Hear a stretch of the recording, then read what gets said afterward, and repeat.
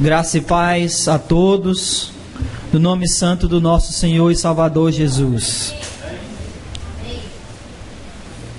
Nós estamos dando início a mais um tema, e o tema desses próximos 2 meses é a vida do discípulo de Jesus. Hoje eu não vou falar de forma individual, mas eu queria falar de forma coletiva, a vida da igreja, a vida do discípulo de Cristo como igreja. E queria falar daquilo que é fundamental na igreja do nosso Senhor Jesus. Apocalipse capítulo 2, a partir do versículo 1. Se você achou, diga amém.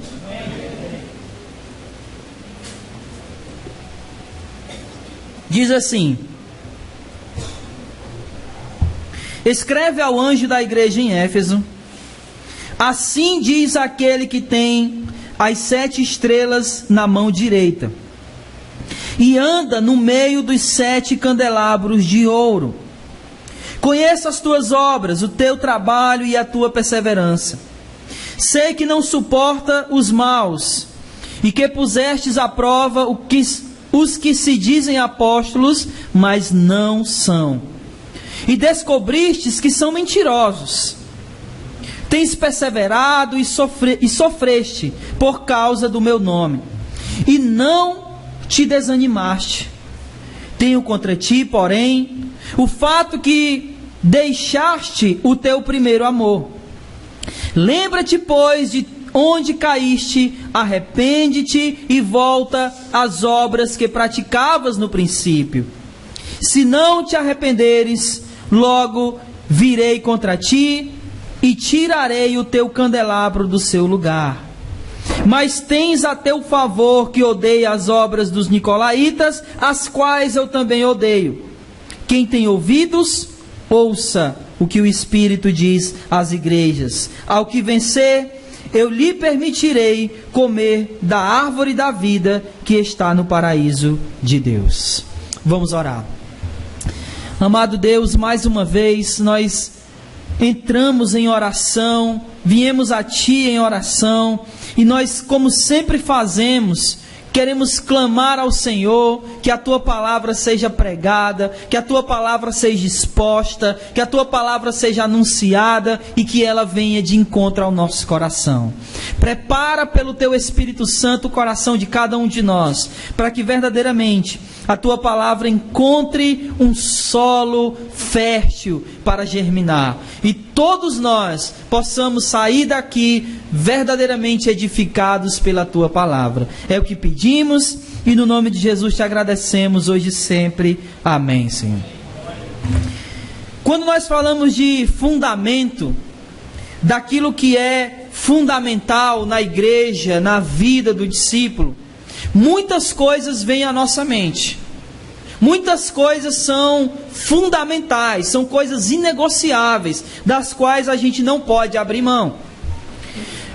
Porém, eu queria partir do princípio que Jesus, ele é o fundamento da igreja. Que Jesus, ele é a rocha, a pedra de esquina. Ele é o fundamento dos apóstolos, como está escrito lá em Efésios 2:20. E sendo Ele esse fundamento, sendo Jesus essa pedra angular, essa pedra de esquina, dele emana aquilo que é fundamental.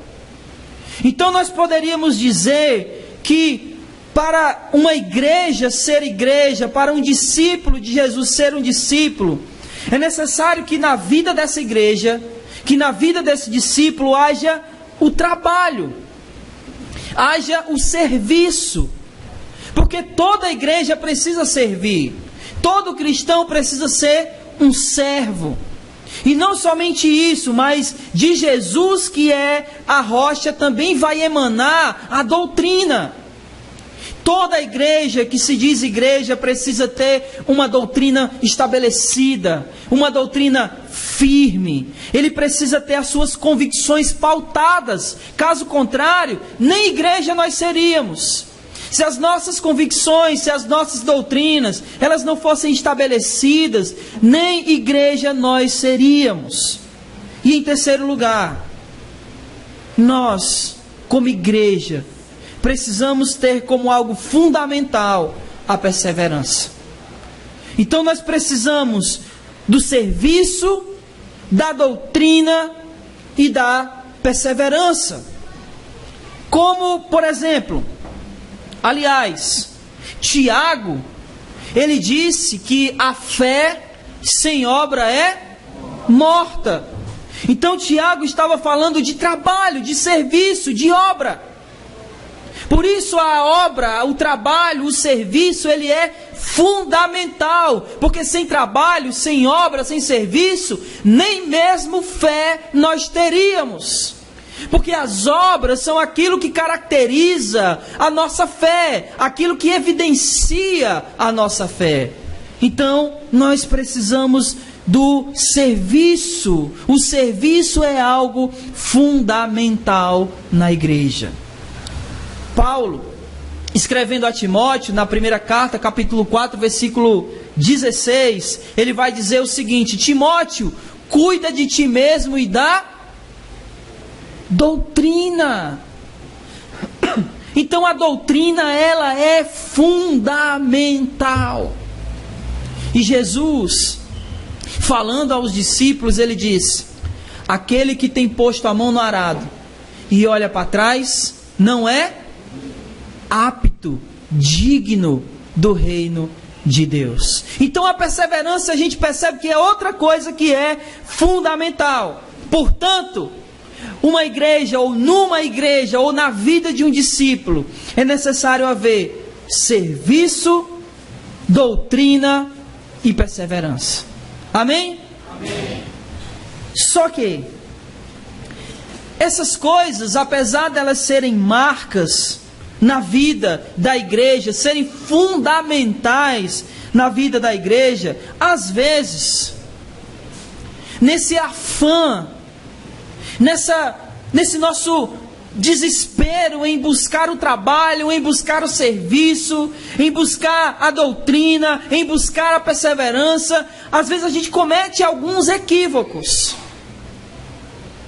E um dos equívocos que a gente comete é achar que nós sabemos o que é melhor para a igreja, esquecendo de que Jesus é aquele que sabe o que é melhor para a igreja.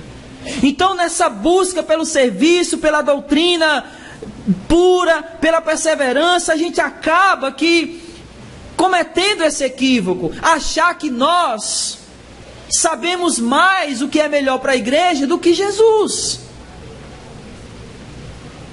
E nessa noite,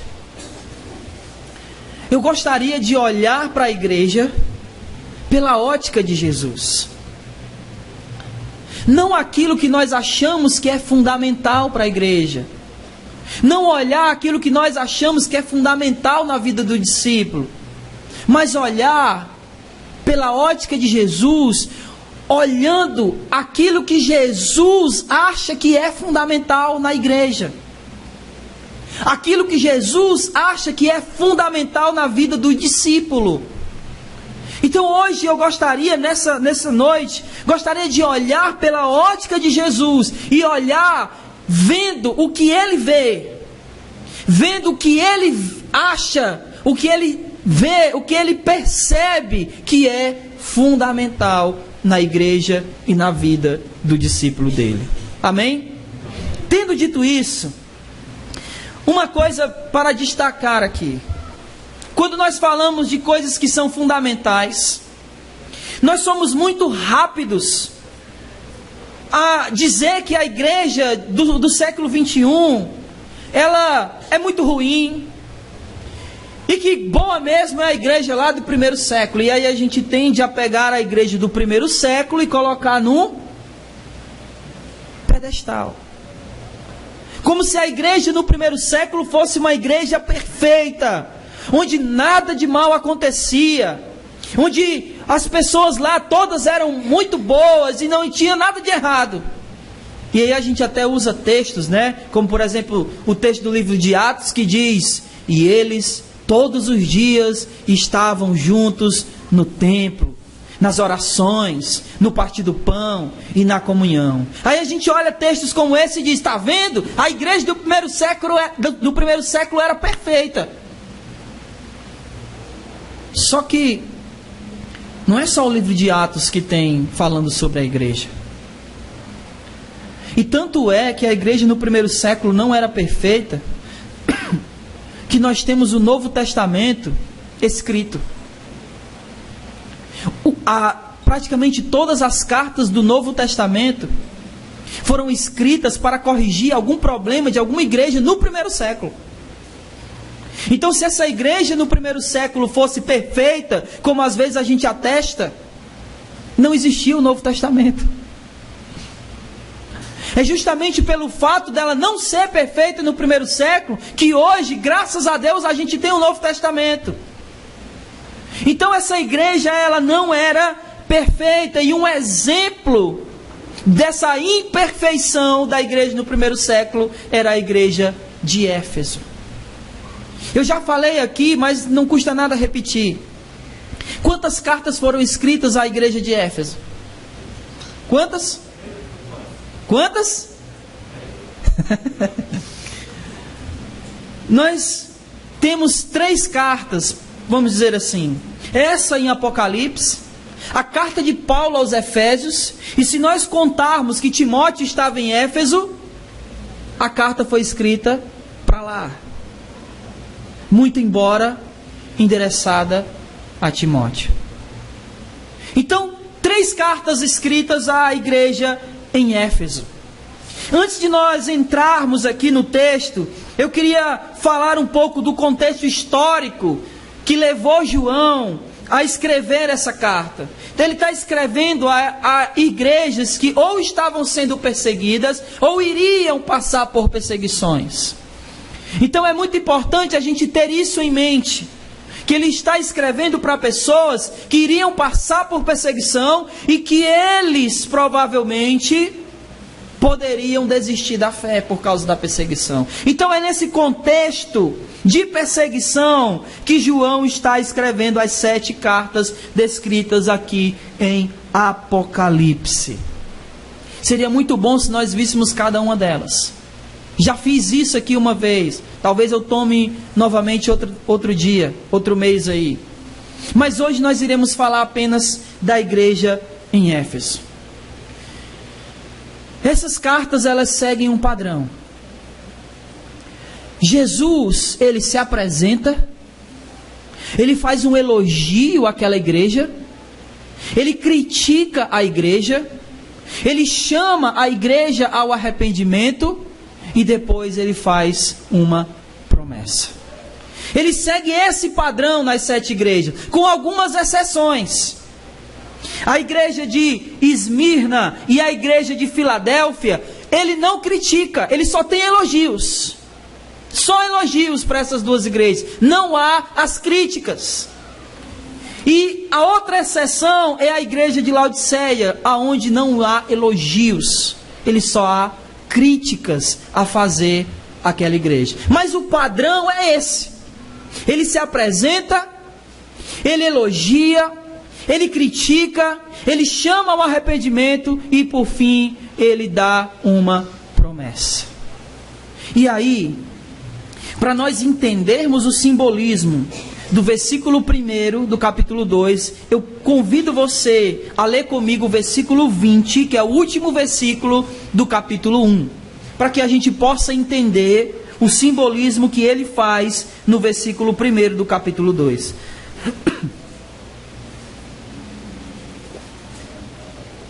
E diz assim o versículo 20: Este é o mistério das 7 estrelas, que viste na minha mão direita, e dos 7 candelabros de ouro. As 7 estrelas são os anjos das 7 igrejas, e os 7 candelabros são as 7 igrejas. Então, os 7 anjos, ou a palavra anjo, ou angelos, no grego, é simplesmente o mensageiro. Se você olhar no mapa, o percurso que o mensageiro faria entregando as cartas é a mesma ordem que foi colocada aqui de cada igreja. Ele ia para Éfeso, depois para Esmirna, depois para Pérgamo, terminando em Laodiceia. Se você olhar um mapa, é o percurso que ele faz. Essa ordem segue o percurso no mapa que o mensageiro, que o anjo, que o enviado iria levar as cartas para aquelas igrejas. Essas seriam as 7 estrelas. E os 7 candelabros seriam as 7 igrejas. Então vamos para o versículo 1. E diz assim: ao anjo da igreja em Éfeso escreve: assim diz aquele que tem as 7 estrelas na mão direita e anda no meio dos 7 candelabros de ouro. Ele está dizendo que as estrelas, as 7 estrelas estavam na mão direita dele, simbolizando que aqueles mensageiros tinham a autoridade constituída pelo próprio Deus. E a outra coisa que ele diz é: ele anda no meio dos 7 candelabros. O que eram os candelabros? Então ele está fazendo o quê? Andando aonde? Na igreja. E é isso que torna o diagnóstico de Jesus a respeito daquelas igrejas algo que a gente pode confiar. Porque ele anda no meio da igreja. Ele não está ausente. Ele não se ausentou. Ele não veio aqui, instituiu a igreja, fundou a igreja, foi embora e esqueceu dela. Ele anda no meio da igreja. Então o diagnóstico de Jesus não é o diagnóstico de alguém que está vendo de longe. É o diagnóstico de alguém que está acompanhando, vivendo de perto, andando com ela, andando com a igreja. Então Jesus é alguém que caminha junto. Você que é casado, você pode dizer que você conhece a sua esposa? Sim ou não? Você conhece seu marido? Sim ou não? Por quê? Porque vocês andam juntos. É claro que no nosso caso a gente nunca conhece as pessoas por completo. Mas Jesus, ele é o noivo da igreja. E ele conhece a sua noiva porque ele anda junto dela. Ele está caminhando no meio da igreja, e é por isso que a maneira que Jesus enxerga a igreja é uma maneira da qual nós temos que confiar. Porque ele conhece a igreja, ele anda no meio dela, ele anda acompanhando lado a lado todos os passos da sua noiva. E é por isso que nós vamos olhar para a igreja pela ótica do nosso Senhor Jesus. E olha o que ele diz. A partir do versículo 2, a partir do versículo 2, olha o que Jesus vai falar. Ele vai falar aqui 3 virtudes da igreja. E a primeira virtude, versículo 2, a primeira parte do versículo 2, ele diz: conheço as tuas obras, tanto o teu labor, o teu trabalho e a tua perseverança. A primeira virtude que Jesus enxerga nessa igreja é o trabalho, o serviço, o labor. Essa era uma igreja que fazia, que trabalhava, que não estava estática, que não se escondia do serviço, que não se escondia do trabalho, mas que fazia, que não esperava que alguém dissesse: olha, vamos lá fazer. Não, ela fazia, não esperava, ela trabalhava, ela servia. Era uma igreja constituída por servos, de alguém que labutava, de alguém que trabalhava, de alguém que não esperava alguém dizer que estava precisando. Eles se ofereciam, eles faziam, e Jesus está dizendo que reconhece o trabalho deles. Eu reconheço Eu sei daquilo que você tem feito. Eu conheço as tuas obras. Eu conheço o teu trabalho. Eu conheço o teu serviço. Era uma igreja que se movimentava, que trabalhava, que fazia, que não tinha, como a gente costuma dizer, não tinha tempo ruim para trabalhar, não tinha tempo ruim para o serviço. Era para fazer, então vamos fazer. Essa era a primeira virtude que Jesus enxergou naquela igreja. E a segunda virtude, ainda no versículo 2, a parte B, ele diz: sei que não suporta os maus, e que pusestes à prova os que se dizem apóstolos, mas não são, e os descobriste, os achaste mentirosos. A segunda virtude que Jesus enxerga nessa igreja é uma doutrina firmada. Ele diz: olha, vocês puseram à prova os apóstolos, os falsos apóstolos, aqueles que se dizem apóstolos. E como foi que eles provaram esses apóstolos? Através dos seus ensinos, das suas doutrinas, daquilo que eles ensinavam, pregavam, anunciavam. Eles puseram à prova isso, por quê? Porque a doutrina deles era algo estabelecido, firmado em Cristo Jesus. Era uma igreja que não se deixava levar por falsos ensinos. Não era qualquer um que chegava lá e falava e eles engoliam. Eles colocavam à prova. Eles faziam como a gente costuma dizer, que nem os bereanos, olhando nas escrituras para ver se aquilo que eles estão pregando é verdade ou não. Então era uma igreja que servia. Era uma igreja que tinha doutrina.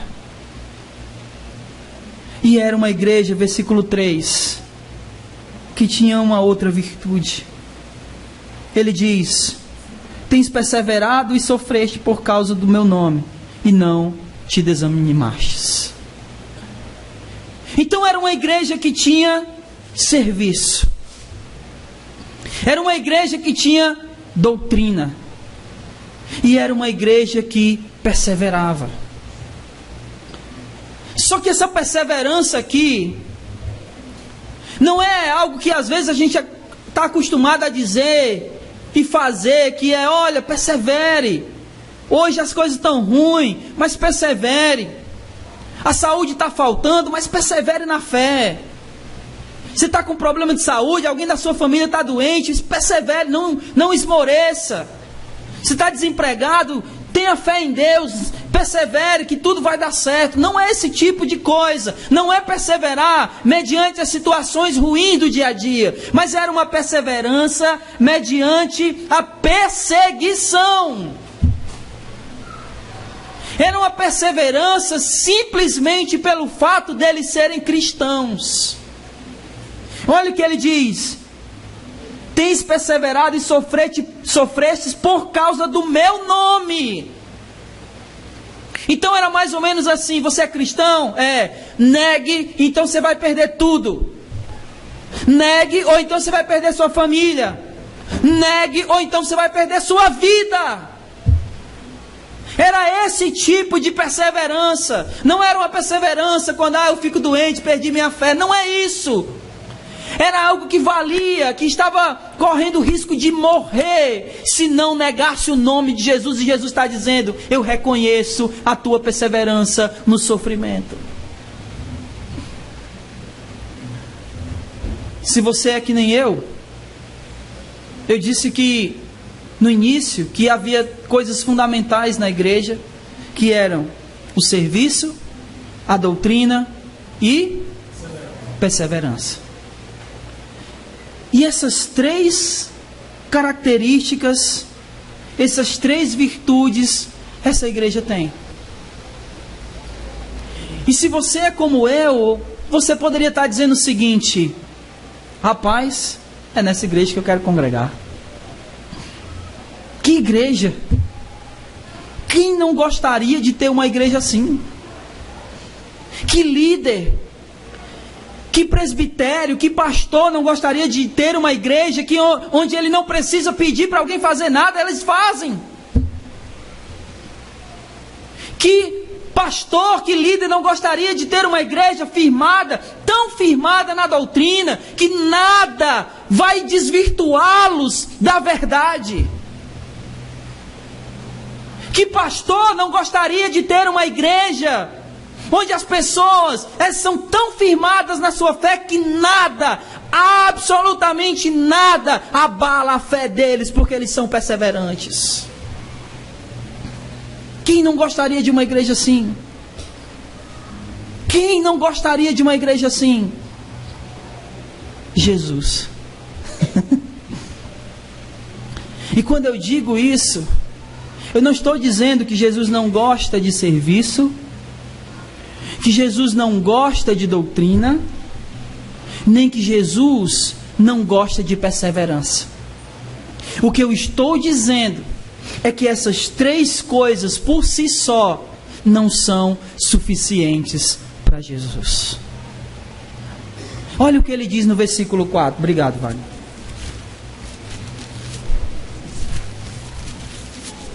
Ele diz o seguinte: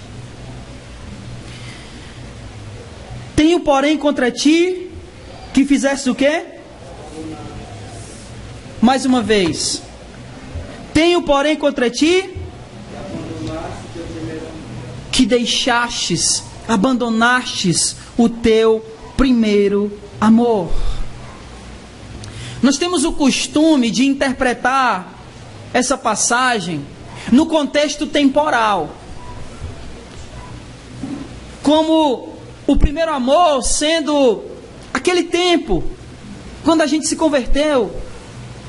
Lembra? Onde a gente estava cheio de fogo, cheio de amor, cheio de entusiasmo. Eu vou evangelizar o mundo, lembra?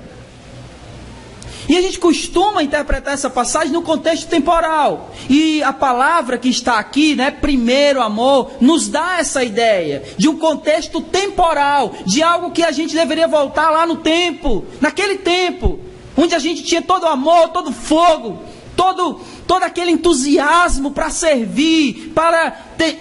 a gente tinha sede da doutrina, a gente tinha perseverança, sabe? Tudo muito em alta escala. Mas eu fico pensando, será que é isso mesmo? Porque lá no começo, apesar de todo amor, de todo fogo, de todo entusiasmo, mas também era um período onde nós éramos imaturos. Não conhecíamos praticamente nada da fé, ou nada. Como a Bíblia diz, éramos bebês, crianças, estávamos nascendo. Então será que o que ele está dizendo aqui é para nós voltarmos naquele período, naquele tempo, muito embora cheio de amor, cheio de entusiasmo, cheio de fogo, mas imaturos? Isso não faz muito sentido. Não faz sentido ele estar dizendo para nós voltarmos à nossa imaturidade. Tendo em vista que a gente vê em vários lugares da Escritura, Paulo principalmente falando, e o autor aos Hebreus dizendo, olha, desenvolvam a vossa fé, amadureçam. O autor de Hebreus dizendo, olha, quando vocês deveriam já ser tudo maduros, vocês ainda estão bebendo leite. Então do que ele está dizendo aqui? A palavra aqui, que foi traduzida para primeiro, é a palavra protos. E ela é usada em outro lugar, lá no livro de Lucas, no capítulo 15. Vocês lembram da parábola do filho pródigo? Todo mundo lembra? Quando o filho cai em si, e ele diz, olha, eu vou voltar para a casa do meu pai e vou pedir para ele me receber, não mais como filho, mas pelo menos como servo. E aí ele volta e ele diz, pai, pequei contra o céu e diante de ti. E aí o pai nem deixa ele terminar a frase, ele olha para o servo dele, o pai, e diz o seguinte para o servo, tragam-me a melhor roupa. A palavra lá, melhor, é protos. E a mesma palavra que aqui foi traduzido para primeiro. Então, protos significa prioridade, primazia, aquilo que não pode faltar, aquilo que precisa vir antes de tudo, para que tudo tenha valor.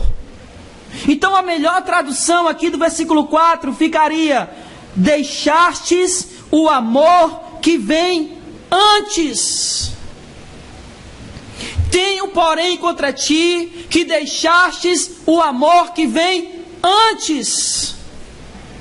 O amor que vem antes do serviço. O amor que vem antes da doutrina. O amor que vem antes da perseverança, aquilo que nos dá motivação. A motivação que é nos dada para servir.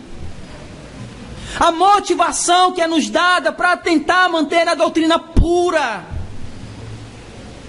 É esse tipo de amor, é essa motivação. O amor que vem antes de tudo.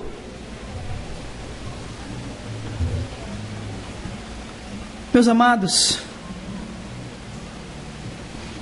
Deus, Ele quer ter um relacionamento de amor conosco. Deus, Ele não é alguém que fica lá do céu simplesmente mandando a gente fazer as coisas. Não, Ele quer se relacionar em Cristo, amorosamente conosco. Pense no que eu vou lhe dizer agora. Aqueles que são pais vão entender melhor o que eu estou dizendo. Você fica feliz quando o seu filho lhe obedece? Sim ou não? Claro. Mas imagine a situação. O seu filho lhe obedece em tudo. Mas na hora que você espera dele um beijo, um abraço, um afeto, ele não faz. Então responda para mim. Se só obedecer é suficiente? É? É óbvio que não. Porque os pais, eles muitas vezes querem o amor dos seus filhos. Eles não querem que os filhos obedeçam por obedecer. Eles querem que os filhos obedeçam por amor. Porque amam o seu pai. É assim com Deus.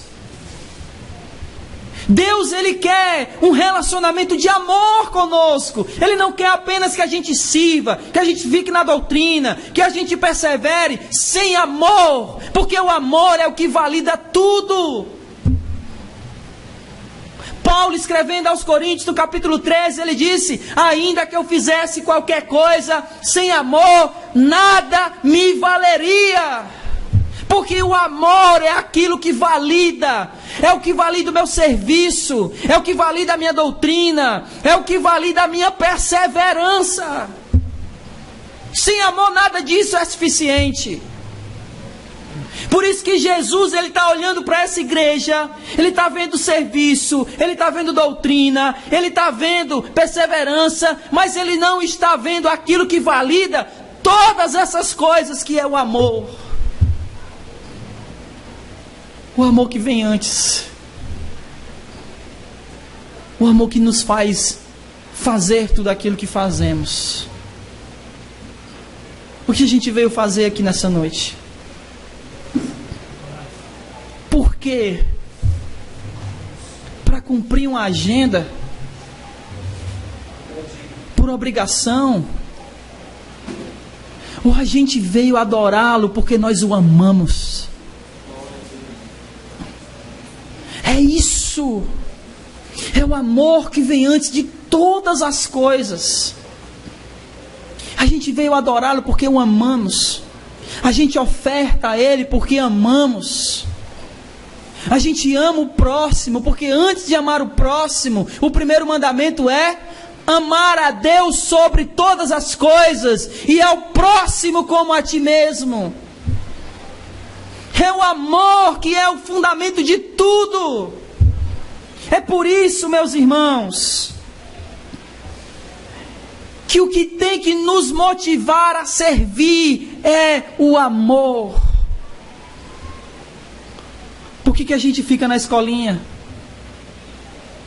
Por que a gente louva? Por que a gente limpa esse prédio? Por que a gente fica na recepção? Por que a gente evangeliza? Por que a gente faz tudo que a gente faz? Tudo isso precisa ser motivado pelo amor. Por que a gente mantém a doutrina pura? Para simplesmente mostrar aos outros que eles estão errados e a gente certo? Não. É por amor ao nosso Senhor que mantemos pura a nossa doutrina. Por que a gente persevera? Porque a gente tem medo de ir para o inferno? A gente persevera porque tem medo de ir para o inferno? A gente persevera porque a gente quer estar com quem a gente ama. O nosso Senhor, o nosso Salvador, Jesus, o Cristo. É por isso que nós perseveramos. Irmãos, sem amor, nós seremos o irmão mais velho do filho pródigo, dizendo para Deus: olha, Senhor, eu estou aqui tanto tempo. É como se nós estivéssemos dizendo para Deus: olha, Senhor, olha o que eu faço, olha as coisas que eu faço. E como o filho mais velho, o irmão mais velho do filho pródigo, ele diz: olha, nunca o Senhor me deu um banquete, nunca matou, né, o bezerro cevado. E nós estamos dizendo: olha, o Senhor nunca me reconheceu, e eu faço tanta coisa aqui e nunca sou reconhecido. Se eu não faço por amor, eu me torno que nem o irmão mais velho do filho pródigo, fazendo as coisas para Deus me ver, para aparecer, não porque eu amo o Pai. Precisa haver amor. O amor, ele é fundamental.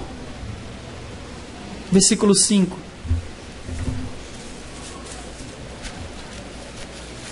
Ele diz assim: lembra-te de onde caíste, arrepende-te e volta às obras que praticavas no início. Se não te arrependeres, logo virei contra ti e tirarei o teu candelabro do seu lugar. Às vezes fazemos as coisas tudo direitinho, a gente serve, a gente tem doutrina e a gente persevera, mas falta o amor. E aí a gente fica pensando: onde a gente perdeu? Quando foi que isso aconteceu? Quando foi que na caminhada cristã, quando foi que na minha vida o amor passou? E eu passei a fazer todas essas coisas de maneira mecânica, de maneira obrigatória, e não mais por amor. Aonde, quando, em que lugar, em que momento dessa caminhada? Por isso que ele está dizendo: lembra-te de onde caíste. Lembra do momento onde você perdeu a alegria, o amor, o prazer de fazer essas coisas, de fazer por amor e não por obrigação. Lembra aonde foi que você caiu. Lembra aonde você perdeu. Lembra o momento que você me traiu.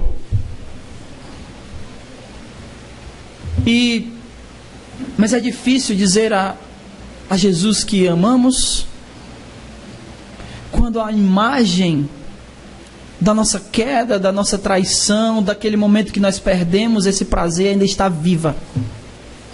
Mas sabe, irmãos, quando Jesus diz para nós nos lembrarmos de onde caímos, não é simplesmente para nos lembrar do que a gente fez, mas é que quando nós lembramos do momento em que caímos, juntamente nesse momento, juntamente com o momento da queda, nós lembramos que Ele também é misericordioso. Então não é só lembrar de onde caiu, mas é quando eu lembro de onde caiu, automaticamente me vem à mente que Ele é soberanamente misericordioso e me perdoa. Foi o que Ele fez com Pedro. Porque quando a gente ama, geralmente a gente faz uma pergunta. E qual é a pergunta que a gente faz para aquele que a gente ama? Tu me amas? E essa foi a pergunta que Jesus fez para Pedro. E se Pedro negou 3 vezes, Jesus perguntou 3 vezes: Pedro, tu me amas? Ele estava relembrando o momento da queda. Mas como Pedro ia dizer para Jesus que amava, se na mente dele ainda estava o momento que ele negou o seu Senhor? E ele pergunta: tu me amas? Tu me amas? Tu me amas? E Pedro diz: sim, Senhor. Tu sabe todas as coisas. Tu sabe que eu te amo. E Pedro foi perdoado. Como é que a gente sabe que Pedro foi perdoado? Porque Jesus deu a ele, deu a responsabilidade a ele, daquilo que Jesus tem como mais precioso. Quando ele disse: Pedro, tu me amas? E Pedro respondeu: sim, Senhor, eu te amo. Ele disse: apacenta as minhas ovelhas. Ninguém dá a um traidor aquilo que é mais importante, a não ser que você tenha perdoado esse traidor. Então Pedro lembrou de onde caiu, mas ele lembrou também da misericórdia do nosso Senhor. Ele não está pedindo apenas para aquela igreja lembrar do momento da queda. Ele está pedindo para aquela igreja lembrar da queda e lembrar que Ele é um Deus misericordioso, que está sempre pronto a nos perdoar. Porque sabe de uma coisa, irmãos? Jesus sabe que a gente vai pecar. Ele sabe que a gente peca direto. Mas Ele nos ama. E o amor dEle encobre os nossos pecados. Ele está sempre pronto a nos perdoar das nossas ofensas, das nossas transgressões, das nossas quedas. E Ele vai dizer o seguinte no versículo 5: arrepende-te. Não é só lembrar, mas se arrepender dos pecados, se arrepender de onde caiu e voltar a praticar as obras como eram praticadas no início, com amor. Versículo 6: tenho em teu favor que odeie as obras dos nicolaítas, as quais eu também odeio. Esses nicolaítas eram aqueles que estavam se dizendo apóstolos e não eram. Então ele está dizendo o seguinte: olha, você odeia as obras dos nicolaítas assim como eu odeio. Em outras palavras, ele está falando da doutrina que aquela igreja tinha. Então ele está dizendo: olha, vocês têm em favor de vocês a doutrina. Então a gente pode perceber aqui, olhando para o versículo 5 e olhando para o versículo 6, que ter serviço, né? Porque ele diz: arrepende e pratica as obras do princípio. E no versículo 6 ele diz: tem até o favor que odeia as obras dos nicolaítas. A doutrina deles era boa, por isso eles odiavam as obras dos nicolaítas. Então a gente pode ver que o problema não era o serviço, o problema não era a doutrina, o problema era a falta de amor que rege todas essas coisas. E ele finaliza no versículo 7, lembrando que eu disse que Jesus se apresenta. Ele fez isso no versículo 1, ele elogia, ele fez isso nos versículos 2 e 3, ele critica, ele fez isso no versículo 4, ele chama ao arrependimento, ele fez isso no versículo 5, e aí no versículo 7 ele finaliza com uma promessa, e ele diz assim: a quem tem ouvidos ouça o que o Espírito diz às igrejas: ao que vencer, eu lhe permitirei comer da árvore da vida que está no paraíso de Deus. Preste atenção. Lhe darei de comer da árvore da vida. Onde era que tinha isso, hein? Quem foi que foi impedido de comer isso, hein? Quem? Adão e Eva. Então é como se ele estivesse remontando lá e dizendo: olha, aquilo que Adão foi incapacitado, impossibilitado de comer, eu estou prometendo isso para vocês. É a promessa que eu faço. Adão perdeu a comunhão comigo e foi lançado da minha face. Mas se vocês perseverarem, se vocês continuarem, eu prometo que vocês comerão da árvore da vida. O que nós precisamos, ele diz, é dar ouvidos ao Espírito. Quem tem ouvido, ouça o que o Espírito diz às igrejas. E quando damos ouvido ao Espírito, lembramos de onde caímos, nos arrependemos e voltamos a praticar as obras do início. Eu quero finalizar aqui, meus irmãos, dizendo que a vida cristã, aquilo que é fundamental numa igreja, aquilo que é fundamental na vida cristã, não é uma lista de coisas fundamentais. Não é uma lista que a gente faz de coisas que são fundamentais, mas o que é fundamental na igreja é aquilo que vem antes. É aquilo que vem antes de todas essas coisas que a gente coloca numa lista. Porque isso é o fundamento, é o principal. É aquilo que vem antes de todas as coisas, é aquilo que torna todas as coisas válidas, como Paulo disse em 1 Coríntios capítulo 13, e essa coisa que é fundamental é o amor. Jesus disse: nisso o mundo conhecerão que vocês sois meus discípulos, se vocês vos amarem uns aos outros. O amor é essencial.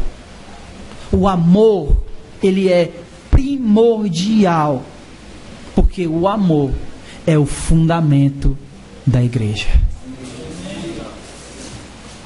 Se você quer ser um discípulo de Jesus, o amor não pode faltar na sua vida.